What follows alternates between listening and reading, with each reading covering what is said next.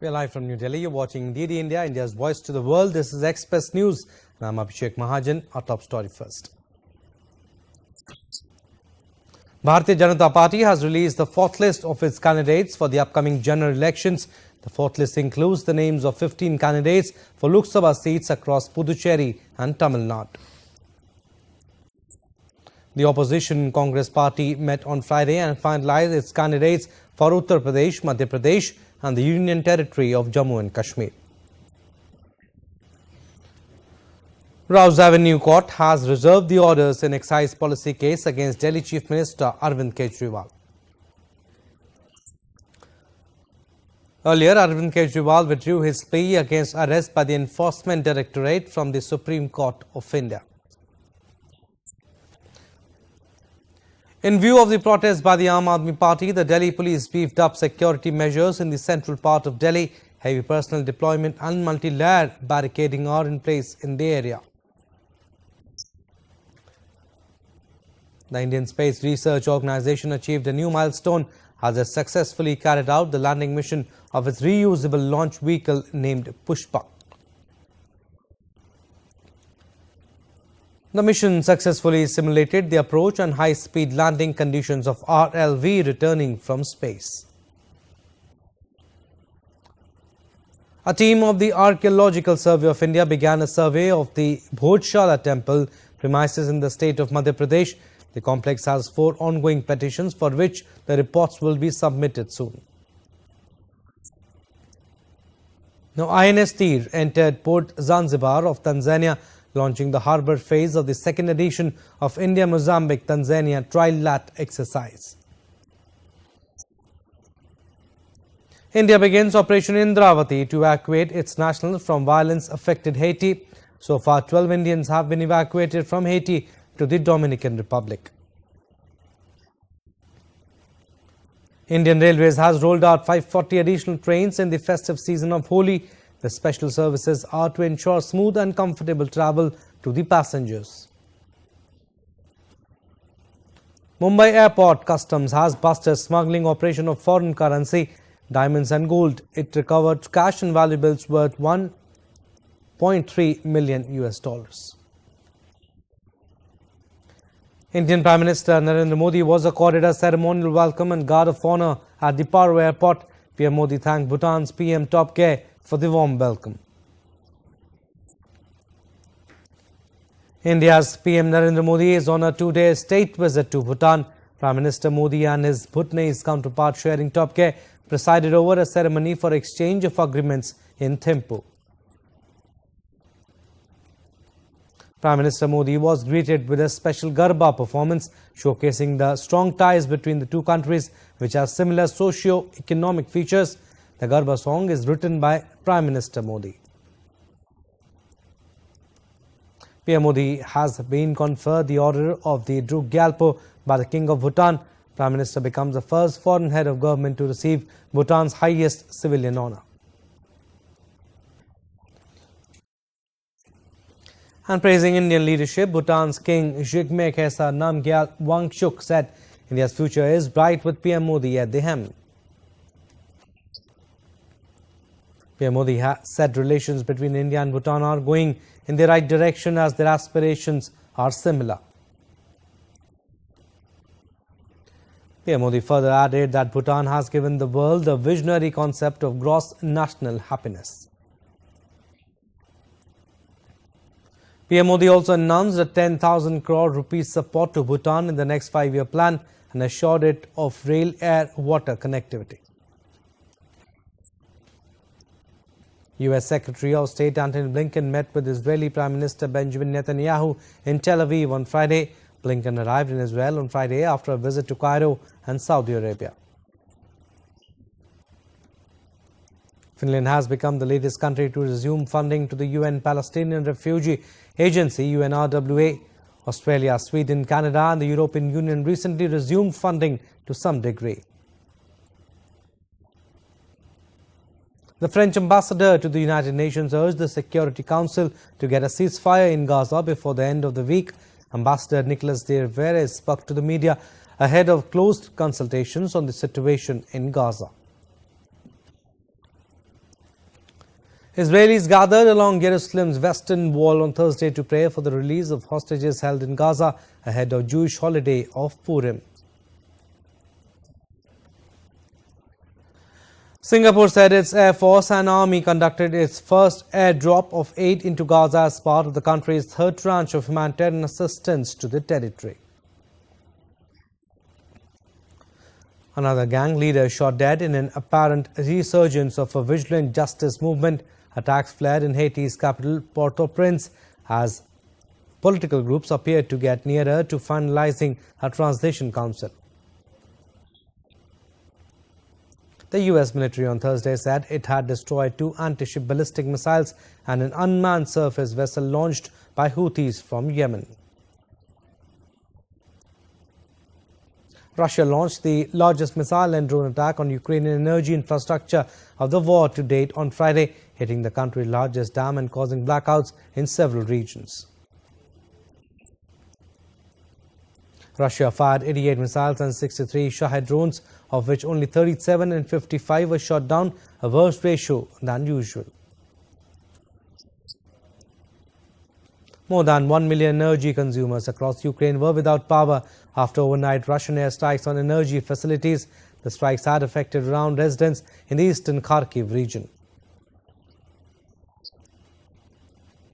Exiled Catalan separatist Carles Puigdemont will seek to lead the northeastern region in elections in May, he said, and would return to Spain should he regain the region's leadership, even if an arrest warrant issued for him remains in force.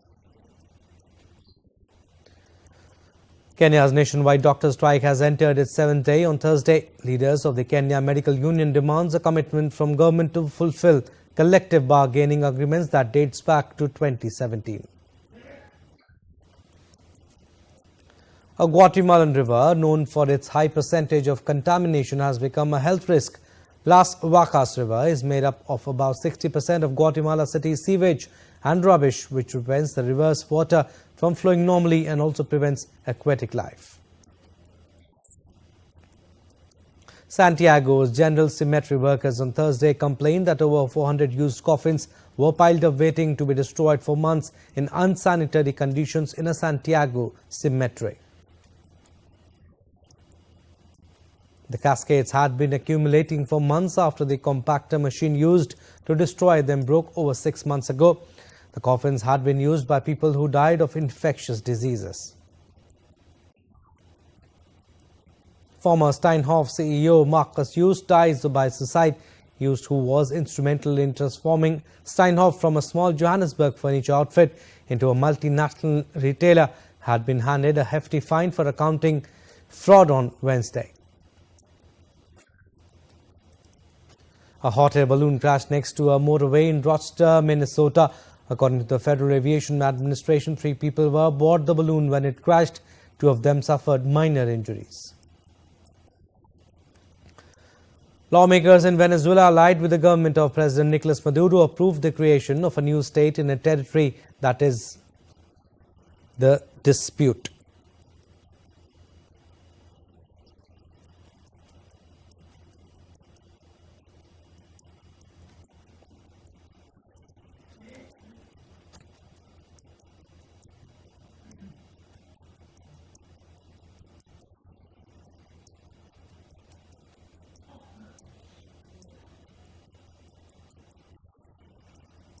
All right, we'll move on to story number 39. Dozens of residents took to the streets of El Paso at the border of the U.S. state of Texas on Thursday to protest against a controversial border enforcement law. Mexican Foreign Minister Alicia Bárcena said that the Mexican consulates in Texas would provide protection, support and guidance to Mexicans affected by the SP. As before, Mexico has signed an agreement with Venezuela to deport migrants and reach deals to employ them. Chilean miner Antofagasta Minerals inaugurated a more than $2 billion desalination plant for its flagship copper mine in Chile, Los Pelambres, aimed at relieving the effects of severe drought that has hit production.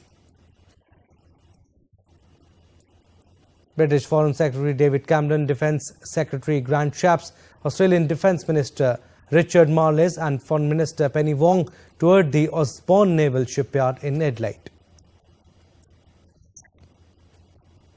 U.S. Secretary of Homeland Security Alejandro Mayorkas said that his country would aid Guatemala in its fight against corruption during a press conference with President Bernardo Arevalo in Guatemalan City.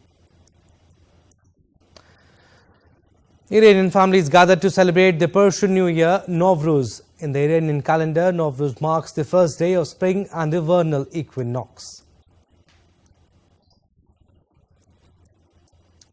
The first nuclear energy summit was held Thursday in Brussels, resulting in a landmark joint declaration by 34 countries on the use of the nuclear power to help combat climate change. Rescuers managed to drill half of 262 meters of the Pioneer mine, where 13 Russian miners have been trapped under rubble for almost 4 days. An Idaho maximum security prison inmate and a former cell block acquaintance who helped him escape from hospital in a barrage of gunfire were arrested. A 29-year-old man was arrested after he stabbed 3 women with a knife in downtown of Kumamoto City on Friday. 3 female employees were injured. Senegal's fishermen are heading to Spain ahead of Sunday's presidential election. The fisherman blames government for dwindling fish stocks. Heavy downpour lashes various parts of India's southern state Tamil Nadu. Commuters in Thoothukudi city struggle due to waterlogging issues on roads. As the impact of climate change intensifies across southern Europe, Spain's Mediterranean region of Catalonia, which includes Barcelona, is enduring its worst drought on record. Brazilian Met authorities have issued red alerts for many areas in country's central and southern part hit by heat wave, which poses a lot of difficulties for local residents. The Indian markets ended in green on Friday. Sensex rebounded 190.75 points to close at 72,831.94. Nifty rose 84.80 points to settle at 22,096.75. Indian rupee fell 35 paise to close at 83.48 against the US dollar. Gold future maturing on 5th April stood at 66,030 rupees per 10 grams on Multi-Commodity Exchange of India Limited. Silver futures maturing on 3rd of May stood at 74,850 rupees per kg on the MCX. Oil prices were little changed on Friday as the possibility of a ceasefire in Gaza gained traction. Brent crude futures were down to $85.76 a barrel. European shares were mixed in early trade on Friday after cautious Asian markets put pressure on the recent equity rally due to profit booking after a busy week. The U.S. Department of Justice and 15 states sued Apple on Thursday as the government cracks down on big tech, alleging the iPhone maker monopolized the smartphone market. Wall Street's 3 major stock indexes on Thursday registered record closing highs for the second day in a row. As India heads to the polls starting next month, workers hunched over boxes at a factory in the southern city of Mysuru race to finish producing millions of bottles of indelible ink for the world's largest elections. To promote tourism in India's Jammu and Kashmir, Aqua Cycle was introduced in Dal Lake in Srinagar to give tourists a unique way to see Dal Lake. School children in western state of Gujarat played eco-friendly Holi with 500 kg flowers. Before this, Vedic Holi was also lit to purify the atmosphere using herbs. A young woman from India's Kashmir, Arona Riaz, is making her name with a unique art which includes detailed portraits. Visitors welcome the spring equinox with an arms-up ritual at the Mexican Pyramid of the Sun to refresh energies as they left the winter to move on to the spring. The amazing Bin Jin Fest week kicks off from Friday until March 31st in Vietnam. The event will showcase a variety of cultural, sports, culinary and artistic activities. Cherry blossoms were in full bloom on Friday at Japan's popular Pop Museum as visitors took delight in a Sakura-themed event. The stations of GTX, South Korea's first Great Train Express service, are preparing for the launch of Line A ahead of its opening on March 30th. Chocolate manufacturers are making 2D printing personalized logos and pictures on some of the sweet treats. Rising unhappiness among younger people has caused the United States and some European countries to fall down a global well-being index, while Nordic nations retain their grip on the top. The surgeons and researchers behind the first pig-to-human kidney transplant hailed it as a major breakthrough that could benefit countless patients on dialysis or languishing on transplant waiting lists. Thailand's Prime Minister hosted a Ramadan iftar dinner, praising all Muslims for diligently observing their religious duties and extending wishes for their happiness. With a bold move, an owner of a hair salon in Chiang Mai, Thailand, designed a hairstyle resembling a forest fire, vividly depicting the pain caused by wildfires and advocating for an end to forest burning.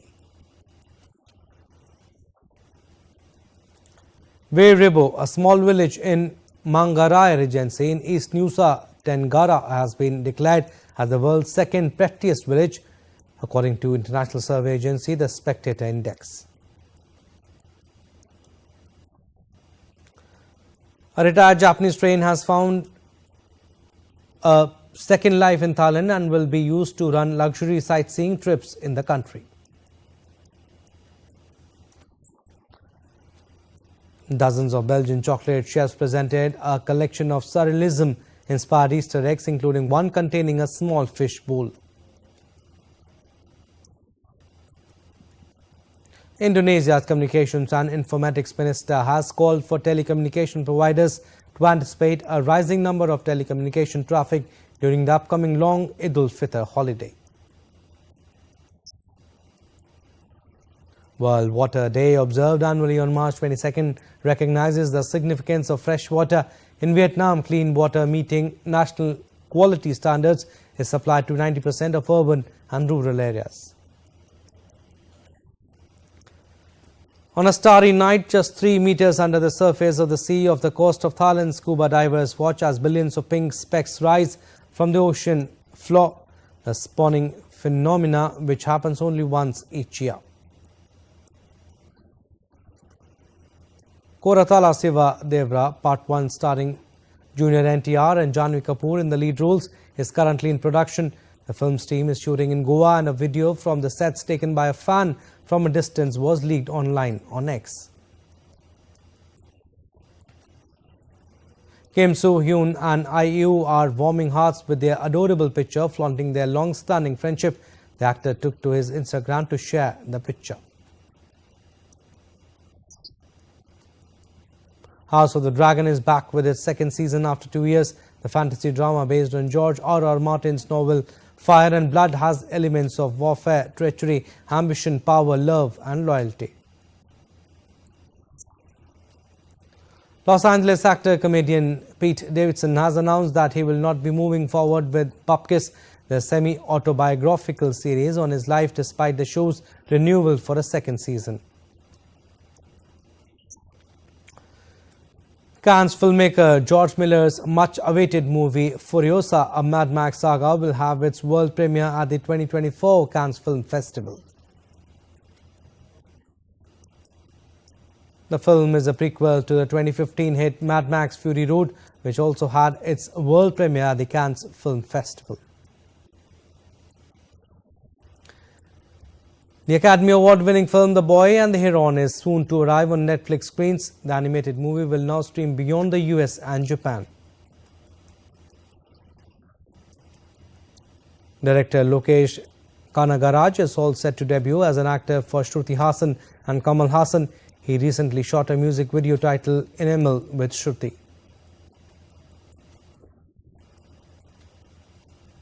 Actors McKenna Grace, Finn Wolfhard, Ernie Hudson and director Jill Cannon attended a gala screening of Ghostbusters Frozen Empire in London on Thursday night.